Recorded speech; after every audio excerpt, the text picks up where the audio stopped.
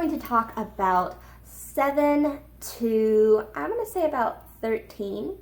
These kids are really awesome. They are wonderful. They have made a relationship with you, and you have spent several years with them, and you have seen them grow so much that you might forget that they're still growing. And if it's your first child, you might feel like this is going very slowly, or that it's just not, I mean, you can let go of some of the things you've done, and in one way that's true, because you don't have to force feed your 7-year-old anymore. You probably don't have to change your 12-year-old's diaper.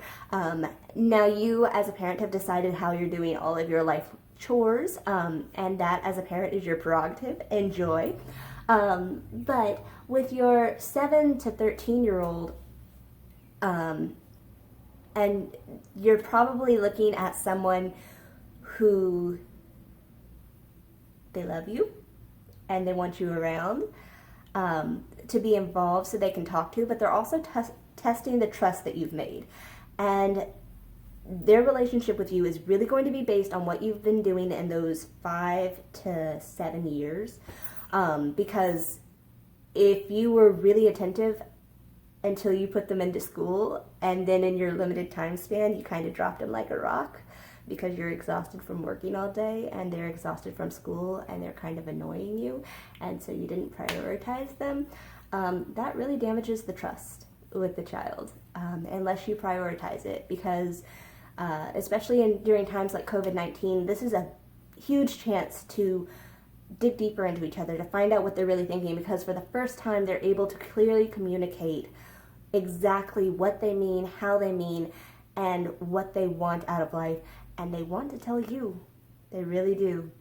But you have to be willing to listen, and if you're not willing to listen to them when they're 4 and 5 and 6, then you can expect that by the time they're getting into 7 to 12, they're going to start treating you in a way that is reflective of how you have treated them for those few years, because their life is very short at this point, and they are only operating based off of what they have experienced so far and what they have observed, whether that's through TV or books or music.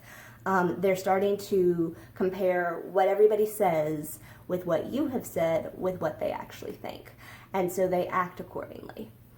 So know that your job with that infant didn't stop when they turned 4 and entered daycare, and it didn't stop when they turned 5 and entered preschool, and it doesn't stop when they're 12 and they're starting to head from elementary and middle school towards that direction of high school. But their actions are really based on how you have treated them thus far, and if you haven't had a good relationship up to this point, it's hard times ahead.